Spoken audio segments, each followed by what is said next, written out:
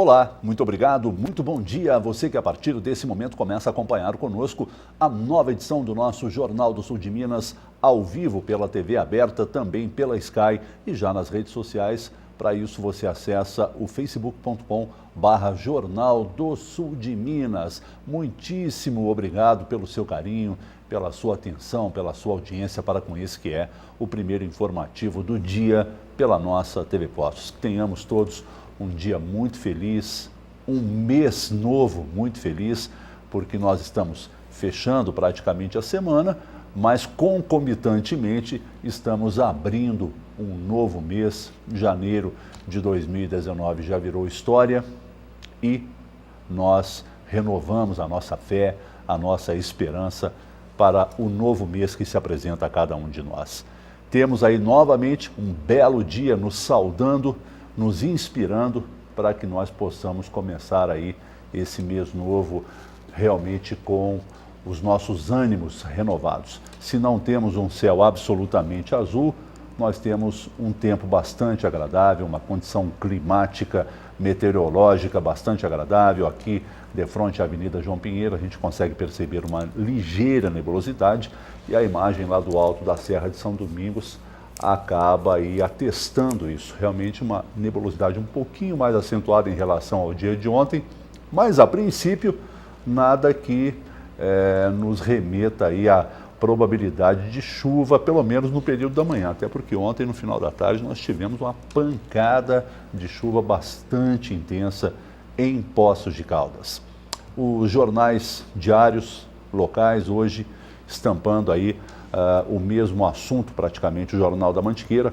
Poços terá carnaval com programação tradicional, ou seja, nada de muito novo irá acontecer na programação do carnaval. Temos ali um destaque super importante, que é a chegada, a partir de hoje, de um novo equipamento de raio-x na UPA de Poços de Caldas, equipamento que chegou através da parceria com a PUC, Campus Poços de Caldas, através do curso de medicina. Ali também uma outra foto que destaca um treino que a Caldense realiza em Juiz de Fora hoje, visando o jogo de amanhã. E o Jornal da Cidade também, na sua manchete principal, tem lá: Carnaval em Poços será custeado com recursos do Fundo do Turismo. São recursos advindos aí da renda com o teleférico, do balneário Dr. Mário Mourão, e que vão custear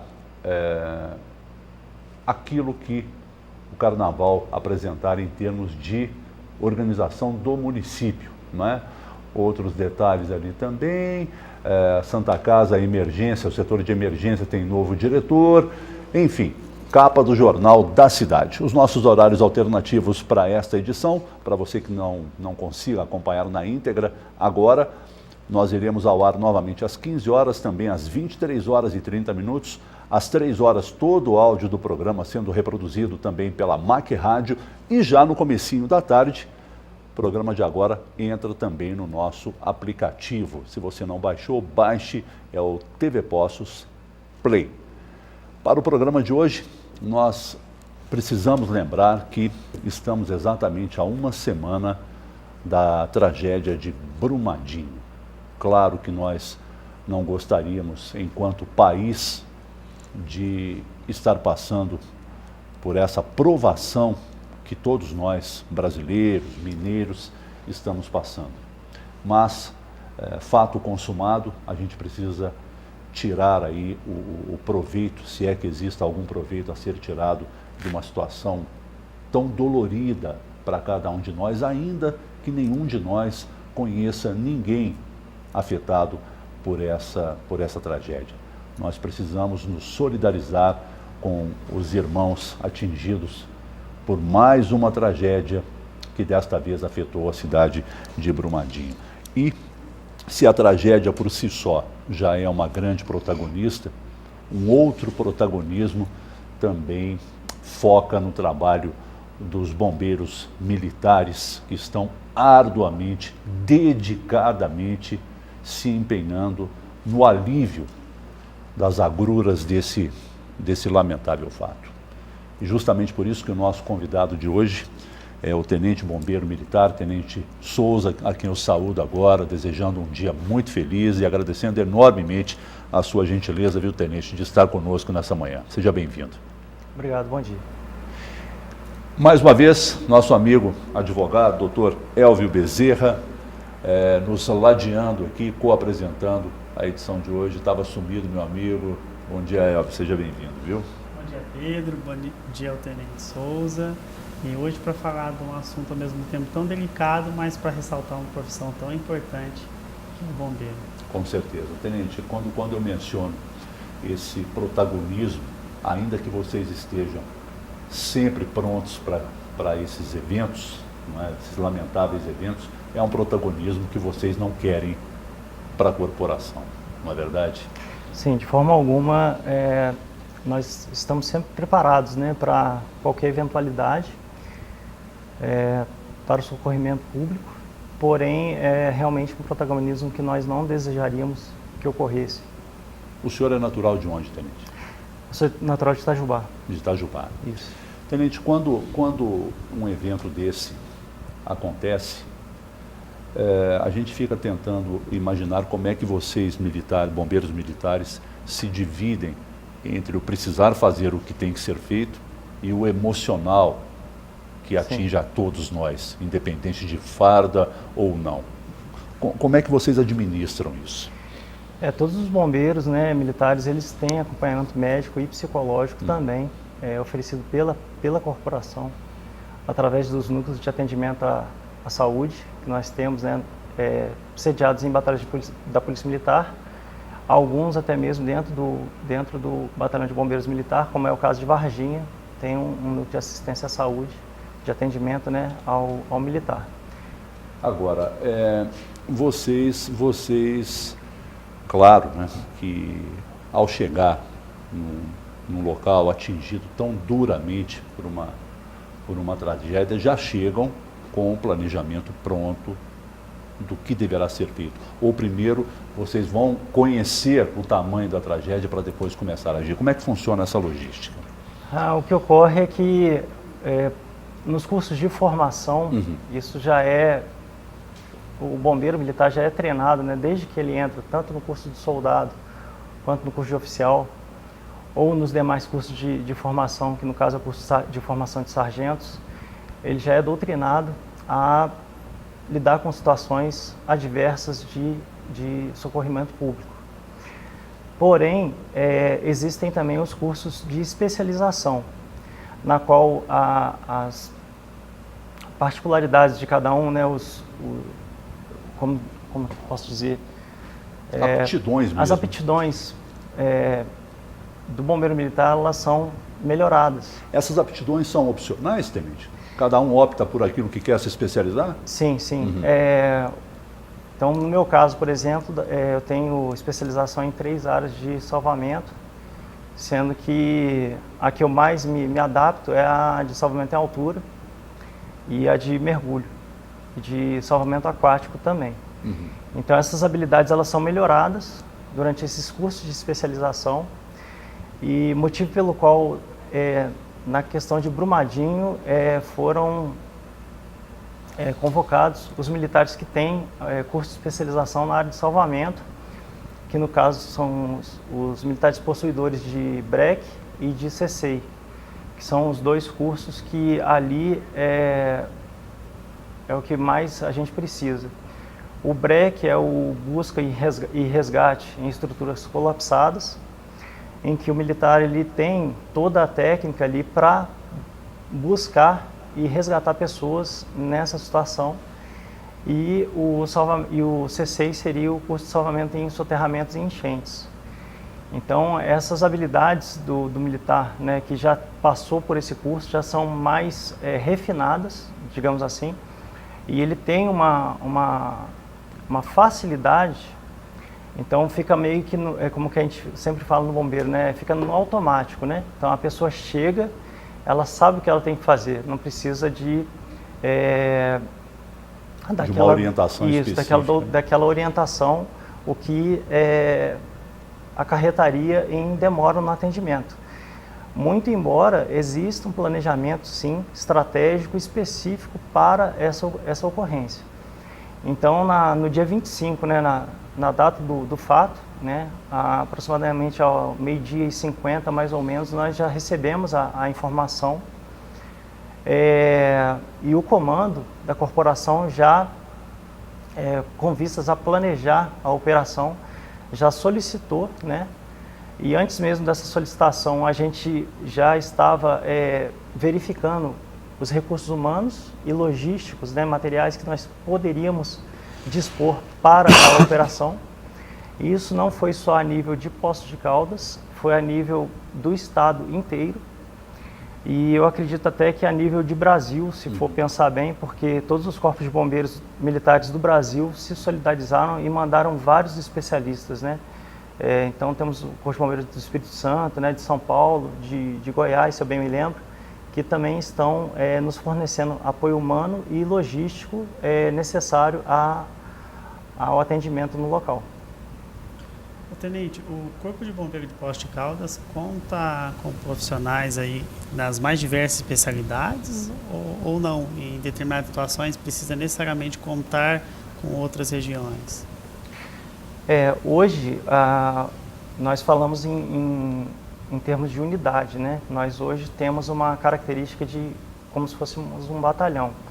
O que difere um pouco de um batalhão é só o número de homens. Então, por exemplo, o 9º Batalhão, que é sediado em Varginha, ele tem um efetivo, digamos assim, no papel, um pouco maior. Porém, em efetivo hoje, nós somos bem próximos do 9º Batalhão. As especialidades dos nossos bombeiros aqui, tanto na sede da 1ª Companhia Independente, que é sediada aqui em Poços, quanto nas demais companhias e pelotões que estão subordinados a nós, que nós temos a Companhia de Passos, né, a Companhia de Alfenas e os pelotões, né, de São Sebastião do Paraíso, Pinhuí, Guaxupé e aqui da sede,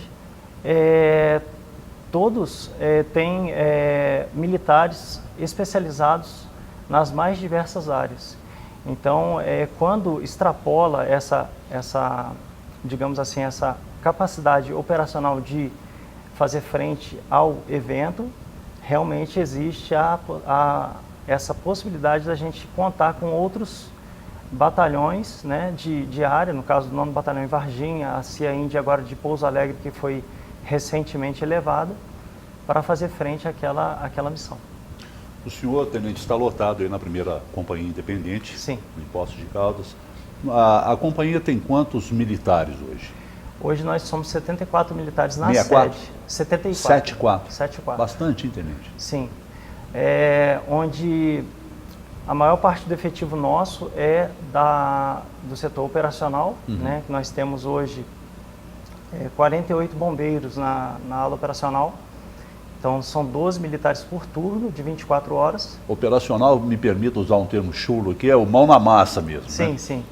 Mas, na verdade, no Corpo de Bombeiros, a gente fala sempre que ali, mesmo o pessoal administrativo, também ele está em condições de pronto emprego.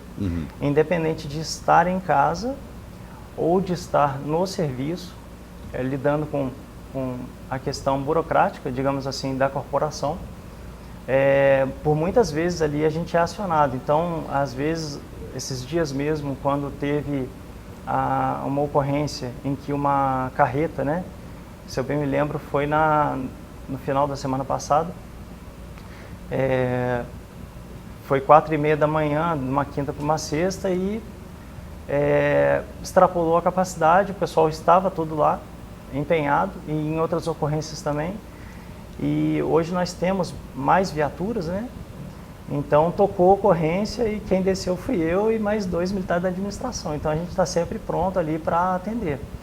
Outra ocorrência que eu cito que foi muito importante, o empenho administrativo da corporação aqui em Poços de Caldas, foi a ocorrência da enchente. Sim. Daquela enchente. Completou agora 3 anos. Isso, que completou agora 3 anos. Eu mesmo fiquei de 10 da noite até umas 3 da manhã na oficina ali da Junqueiras, onde era um verdadeiro cenário de guerra, né? Os carros se empilharam em cima uns dos outros. Sim. Então tinha cilindro de oxiacetileno caído ao solo, em posição horizontal, que não pode ficar naquela posição. Só que tinha moto por cima, carro por cima, então a gente teve que tirar todo esse material de forma manual para poder deixar o local em segurança, porque estava com risco de explosão. E isolamos a área ali. Então, assim, o efetivo administrativo, que o pessoal não se engane, né? Realmente eles estão prontos para também atuar. O que diferencia, Tenente, até para o telespectador entender, uma companhia independente de um batalhão? É somente o número de homens, porém as funções, né, da Companhia Independente aqui de Poços de Caldas são as mesmas. E atualmente nossa área de atuação ela é bem maior, bem superior à área do 9º Batalhão de Varginha, tendo em vista aí o destacamento, né, da Companhia Independente de Pouso Alegre. Ainda está sendo feito a articulação operacional de Pouso Alegre, nós não sabemos ainda quais os pelotões que ela vai ficar, mas possivelmente ali vai ficar com Extrema, Itajubá e a sede que é Pouso Alegre, e os demais pelotões com o 9º Batalhão de Varginha. Então, com isso, hoje, a nossa unidade dentro do 6º Comando Operacional é a maior unidade no sul de Minas. Para um raio de quantas cidades? São 57 cidades hoje atualmente, porém com quatro pelotões e postos avançados que estão para serem inaugurados. Que é bastante significativo. Né? Sim, aí vão para 61 cidades.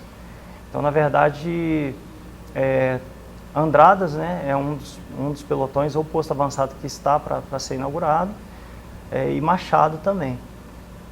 Além disso aí, o que acontece? Algumas cidades de outras regiões vão passar para a gente. Então vai ficar com 61 cidades. Aí o público estimado também aumenta. Eu não tenho os dados passa de 1 aqui, milhão. mas passa de 1 milhão de pessoas. São hoje, atualmente, 1.300.000 pessoas do último censo que nós fizemos, que nós fazemos o atendimento. O senhor falou em número de municípios. Sim. A grosso modo, em quilometragem, isso daria um raio de quanto?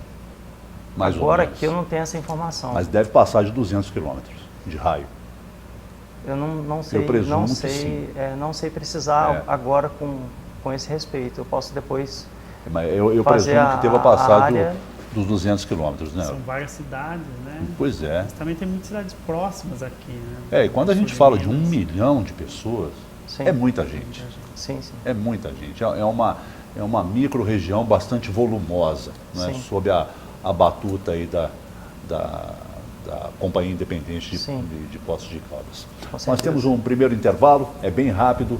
Vamos voltar com o Tenente Bombeiro Militar, o Tenente Souza, daqui um pouquinho.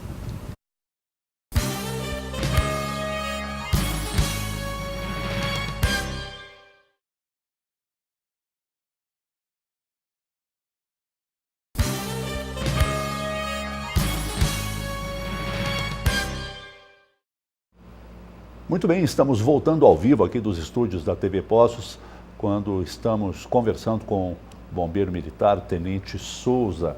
Me permita aqui, Tenente, retribuir os votos de bom dia que nós estamos recebendo, do Rafael Pisa Scalvi, da Magda Reis, acompanhando a última edição da semana do nosso Jornal do Sul de Minas. Tenente, nós tivemos aí o conhecimento, a divulgação pelos órgãos, né, de imprensa da ida de militares lotados em Poços de Caldas para os trabalhos em Brumadinho. Me parece que existe uma escala, né? Sim. Cada turma fica uma semana. Como é que está a logística disso? Então, como eu havia falado anteriormente, no dia 25, né, na data do fato, já foi levantada essa informação para o comando, onde nós enviamos a lista dos militares especializados nas áreas de salvamento terrestre que precisava no local. Diante disso, foi feita uma escala e na área do 6º Comando Operacional, que envolve os três, que seriam os 3 batalhões, né, de área, que seria a 1ª CIAIND, a 7ª CIAIND de Pouso Alegre e o 9º Batalhão de Varginha. Então, são 11 militares. São 3 equipes compostas de 11 militares cada. A primeira equipe deslocou ontem para Varginha, de onde de lá seguiria a viagem para Brumadinho. Esses 11 militares, né, todos têm a especialização em BREC ou CCI, né, que é os cursos que eu tinha mencionado anteriormente, e estão levando equipamentos específicos também para o local. Apesar que assim, os equipamentos mais assim, específicos já estão lá, né? Eles levaram pouca bagagem por conta até mesmo do deslocamento. Daqui de Poços, nós temos, nessa primeira equipe que deslocou ontem, o Sargento Silveira e o Sargento Matheus. Eles vão ficar lá 7 dias ininterruptos, né, de empenho, e vão render algumas das equipes. Então, não foi só daqui da área do 6º Comando Operacional que deslocou militar. Deslocou militar, na verdade, do estado inteiro, que hoje, né, já efetuou o revezamento. Eles deslocaram na data de ontem. Então, eles vão ficar de 31, do dia 1º até o dia 7, onde eles vão ser rendidos pela próxima equipe. Ou seja, eles devem já estar em campo hoje trabalhando. Sim, com certeza, já estão em campo. Tenente, uma situação como essa de Brumadinho, sem previsão de encerrar os trabalhos de bombeiro, por quanto tempo estima-se perdurar todo o trabalho, toda a operação? Olha, é uma pergunta até difícil de ser respondida. Para nós, nós sempre trabalhamos com a possibilidade de encontrar vida humana. Porém, a gente sabe, né, dos protocolos internacionais nos quais nós nos firmamos. Uma situação, por exemplo, um terremoto, 7 dias seria o período assim de encontrar vida humana. Então, esse período encerra hoje. Como ali não é uma área de terremoto, né, onde haveriam mais o que nós chamamos de célula de sobrevivência, né, composta por estruturas de edificações que se amontoam e criam espaços vazios, onde há possibilidade de sobrevida. Naquele caso ali específico, a lama ela preenche todos esses espaços. Então, nesses casos, a gente estima 5 dias com busca de vida humana. Porém, a gente sempre vai continuar procurando vida humana. Nós utilizamos esses protocolos, na verdade, para a questão das máquinas, né? O uso das máquinas está sendo já utilizado, tendo em vista que essa possibilidade ela reduziu, mas a previsão para o término dos trabalhos, ela não há previsão. Essa previsão ela vai ser ditada pelo comando da corporação e somente por ela. E os números atualizados da tragédia em Brumadinho hoje, 110 mortos, 238 pessoas ainda desaparecidas. Se a gente for somar isso, não é? A gente beira aí a casa dos 400 casos sinistros, né, entre óbitos e desaparecidos, que é uma coisa realmente alarmante, né? Uma coisa que a gente não consegue mensurar a dor dessas famílias. E aí eu gostaria, tenente, com a sua permissão, de perguntar ao advogado Elvio Bezerra, no caso de um desaparecimento, não foi encontrado, não se sabe, como é que fica a parte documental disso? De herança, de inventário, como é que funciona isso? O nosso Código Civil traz a possibilidade, no caso mesmo de não encontrar, de se fazer um óbito voltado... Presumido, vamos dizer assim. Para essa possibilidade.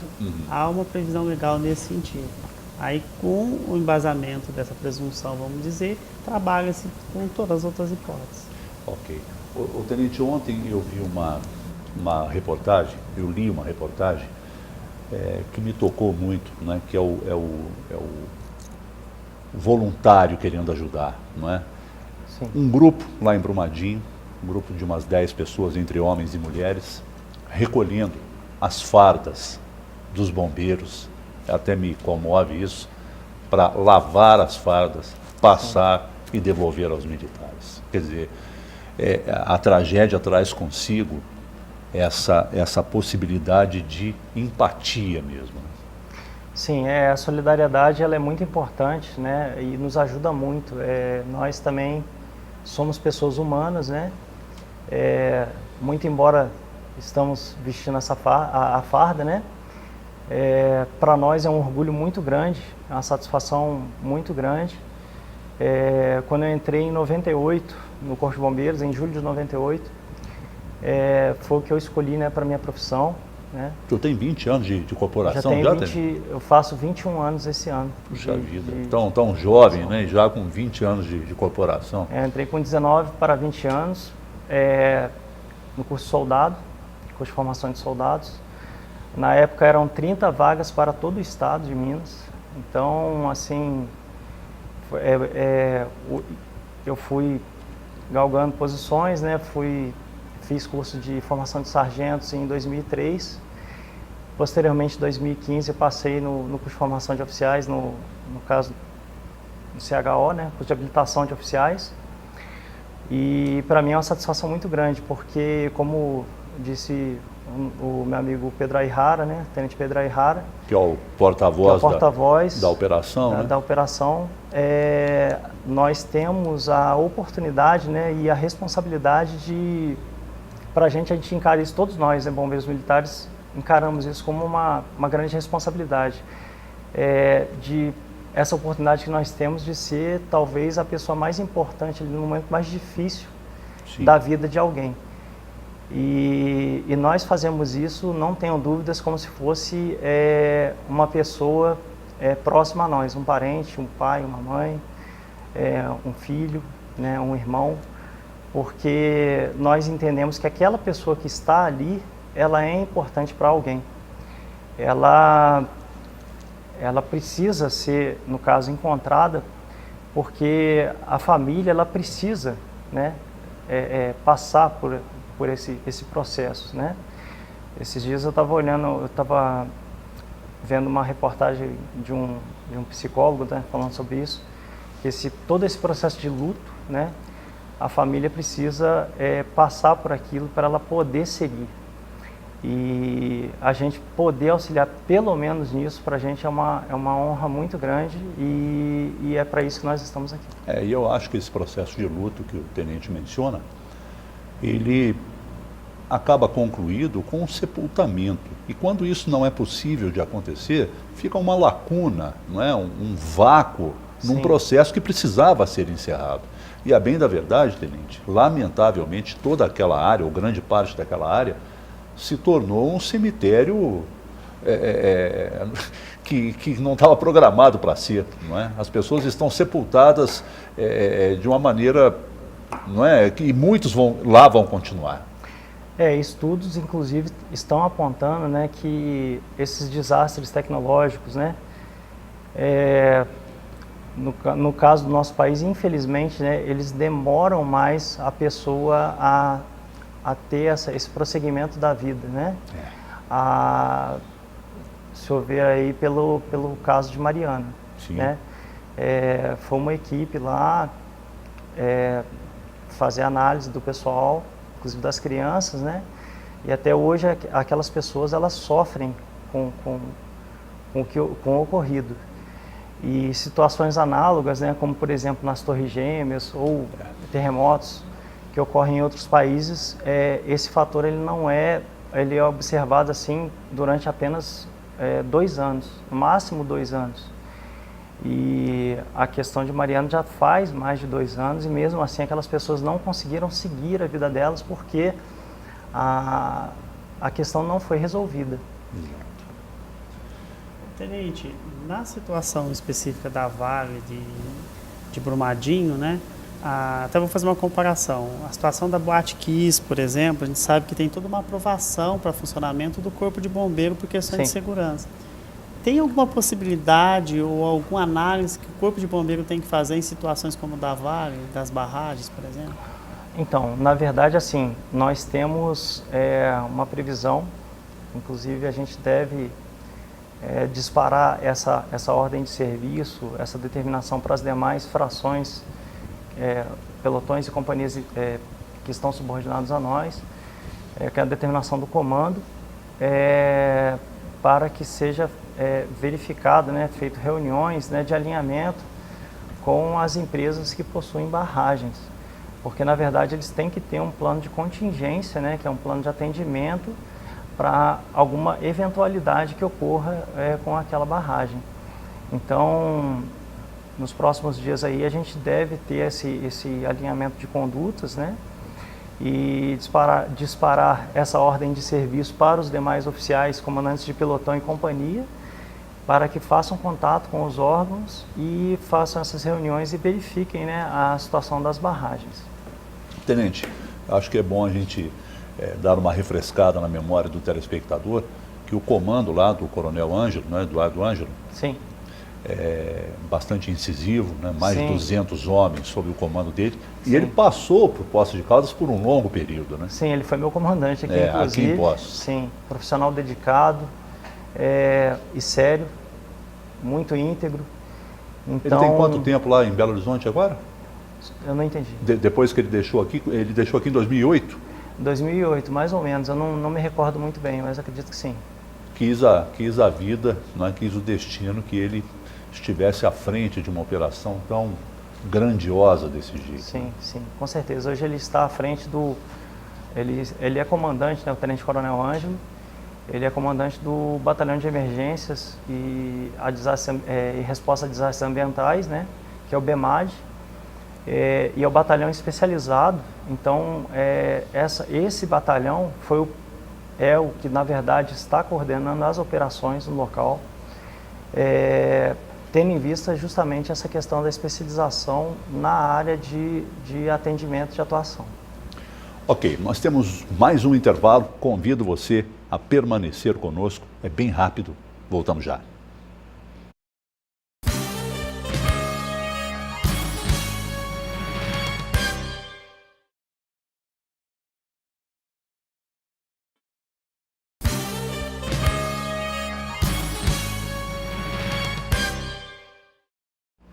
Estamos de volta para o último bloco da edição de hoje do nosso Jornal do Sul de Minas, quando com enorme satisfação estamos recebendo o bombeiro militar, Tenente Souza, nos clareando um pouquinho, não é, da atuação da Companhia Independente, primeira Companhia Independente aqui de Poços de Caldas, e também estamos adentrando um pouquinho nesse assunto que não temos como fugir dele, não é, que é a tragédia em Brumadinho. A Dani Marques postando aqui, triste saber que é necessário que grandes tragédias, infelizmente, ocorram para que ações sejam tomadas. Exemplo da Boate Kiss, né, que completou 4 anos agora, dia 27 passado, Mariana com os 19 mortos.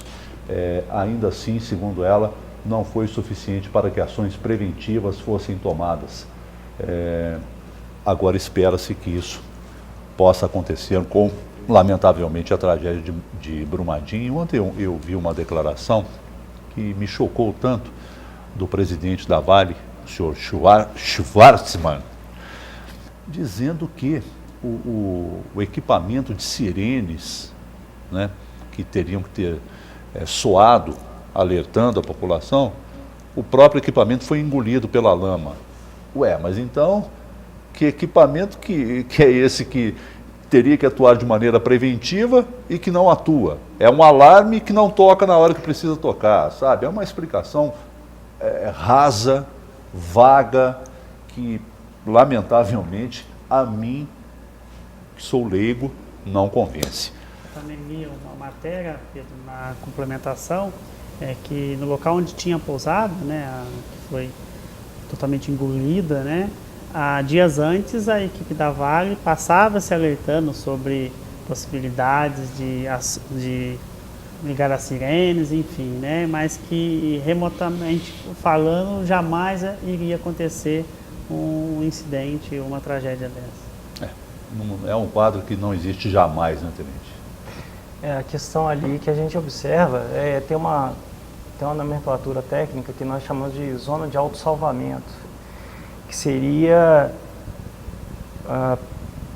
uma extensão de 5 a 10 quilômetros ajuizante da barragem. E O que nos surpreende é que a unidade administrativa estava na zona de autossalvamento. Então está sendo discutida essa questão agora, né? Não deveriam haver construções ali justamente pelo risco, né? E o equipamento ele estava na zona de autossalvamento, então por isso que ocorreu essa questão também. Eu concordo com a colocação da telespectadora aqui, da Dani, de que nós não precisamos passar por essas provações, né, para que a atenção seja redobrada. Né? Eu bato até na madeira aqui para que a gente não tenha que passar por outra situação de uma gravidade tão extrema. Essa primeira turma que está em campo hoje trabalhando. Sim. Retorna a postos quando? Dia 7, eles são liberados de lá, eu acredito que por volta do dia 8. Uhum. Vocês ainda não mantiveram contato depois da ida deles? Não. Lá a comunicação já é bem dificultosa e, na verdade, assim, esses 11 militares, assim que eles entram em campo, eles ficam adstritos à ordem do centro de comando que lá está. Uhum. Então, as ordens partem para eles direto do centro de comando. Então, a gente não tem esse contato com esses militares. E os militares, eu também me informei, os militares que estão em campo estão sendo medicados contra a leptospirose, não é? Que é uma doença transmitida por urina de ratos e tal. Eles já estão trabalhando com máscaras, porque o odor exalado é muito forte, e a grande maioria dos militares ainda trabalhando naquela base do caminhar agachado, né, Tenente? Aquilo é extenuante. Técnica, né? Na verdade, é uma técnica, né? É uma técnica para não afundar, né? Sim. O que ocorre ali é onde a gente faz o apelo, né? Muitas pessoas falaram que nós não estávamos admitindo voluntários, realmente, e os voluntários estão, sim, sendo admitidos lá, estão trabalhando em conjunto com a corporação, porém sob a coordenação do sistema de comando de operações, que está no local coordenando as operações. Ali a gente acha que não, mas é uma área muito perigosa. Então, na zona quente, estão trabalhando somente os bombeiros militares com cursos específicos na área. Por quê? Ali envolve vários fundamentos físicos, né, da física mesmo. Então, se o bombeiro ele tenta caminhar, ele vai afundar na lama. E como a lama é muito densa, ele não tem, dependendo da profundidade que esteja, ele não consegue voltar à superfície, mesmo utilizando equipamentos específicos para tal, que no caso o pessoal está usando lá como EPI básico para proteção térmica, né? E para proteção mecânica, a roupa de neoprene que nós temos para mergulho. Essa roupa ela deixa a pessoa mais, digamos assim, a flutuabilidade mais positiva, então o senhor não afundaria numa piscina, por exemplo. Porém, lá é uma situação diferente. Então, se ele entrar de pé, ele vai afundar e pode vir até a óbito, porque ele não vai conseguir voltar à superfície. Então, para isso, a gente utiliza a técnica de 4 apoios, que é, no caso, o famoso rastejo, né, que a gente fala, e em que a pessoa ela tem que locomover se rastejando. Mas é muito mais cansativo, né? Sim. Ali o esforço, a gente acha que não. Para quem olha assim, para quem tem acompanhado as reportagens, né, uma pessoa que não esteja com a compleição física, o treinamento físico em dia, ela não consegue trabalhar ali. Ali não implica só em questões, implica em várias questões, não só técnicas, mas também físicas. De resistência. Então, sim, ali o serviço é extenuante ao extremo. A pessoa tem que aumentar a área de contato dela para ela não afundar.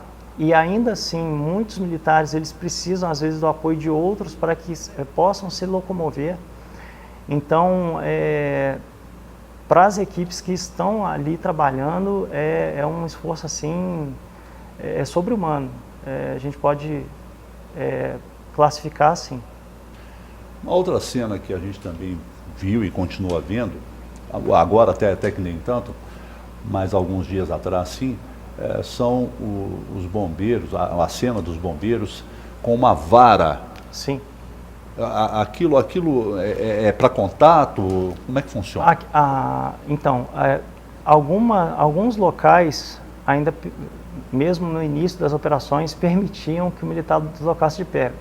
Então, ele varia a forma de deslocamento até mesmo para alcançar uma área maior em um menor espaço de tempo e para também que o esforço físico dele ali lhe permita alcançar uma maior área de varredura. Uhum.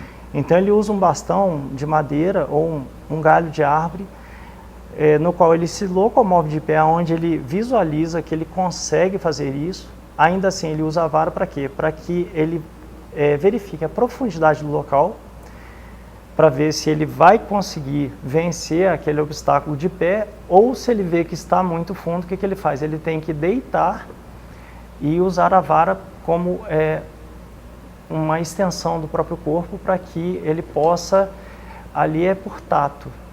E a varredura nossa é tão minuciosa que chega-se a encontrar segmentos corpóreos. Então, assim, mesmo vítimas, né, que não estejam inteiras, o pessoal consegue localizar, como foi o caso na quarta-feira, se eu bem me lembro, localizaram um braço de uma pessoa. Lamentavelmente, né? Daí a gente imagina, não apenas o volume de lama, mas a intensidade com que ela chegou a esses locais e a essas pessoas. Chegou dilacerando mesmo, né? Verifica-se principalmente pela destruição de estruturas de concreto armado. Então, containers, né, sendo retorcido, né?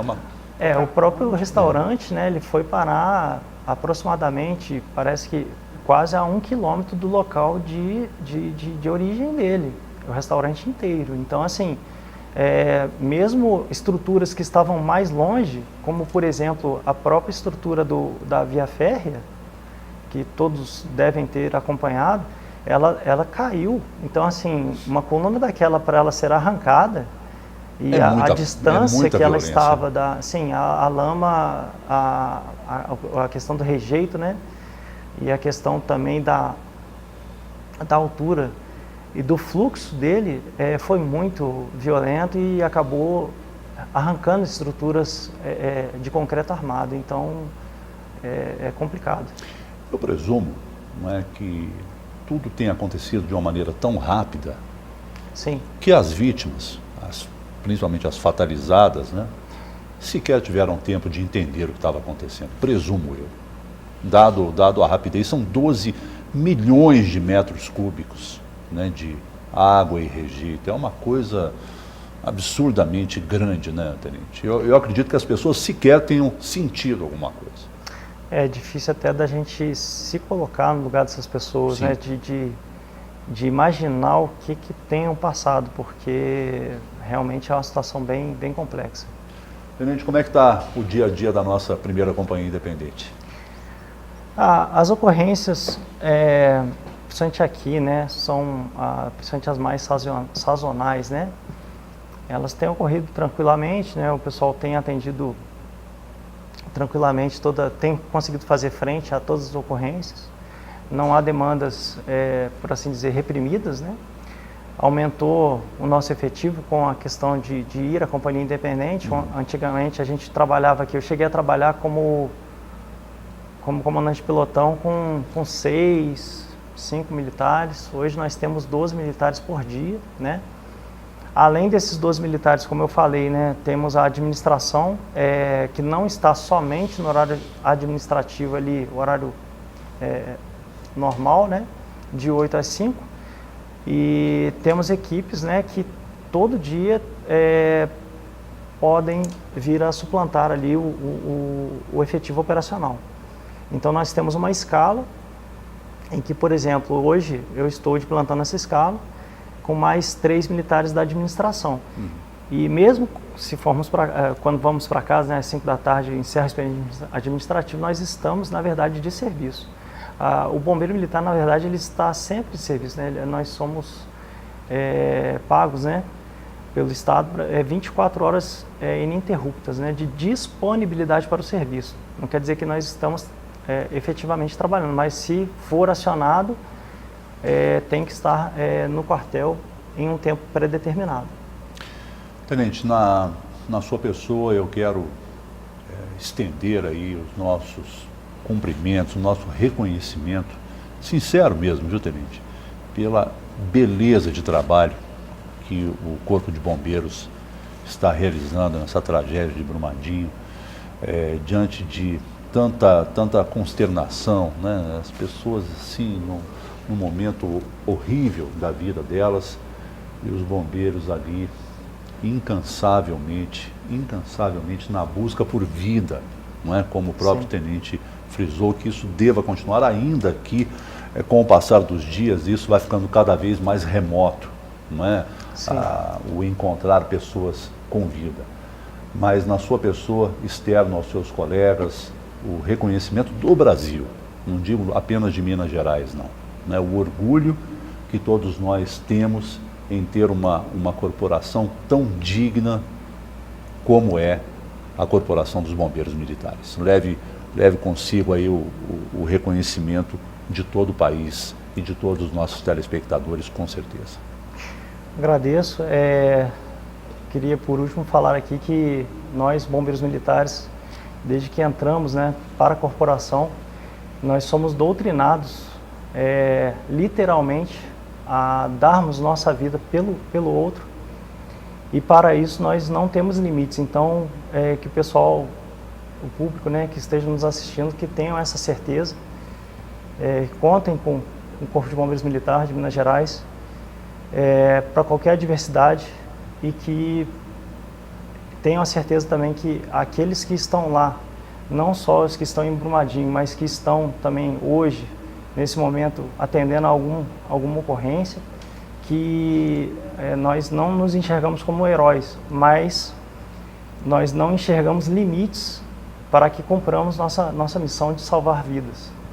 Tenente Souza, muitíssimo obrigado pela gentileza. Sei que a sua agenda está atribulada, mas ainda assim o amigo concordou em estar conosco aqui, e nós estamos muito felizes, viu, de ter podido ouvir do senhor aí explicações tão pontuais. Muito obrigado.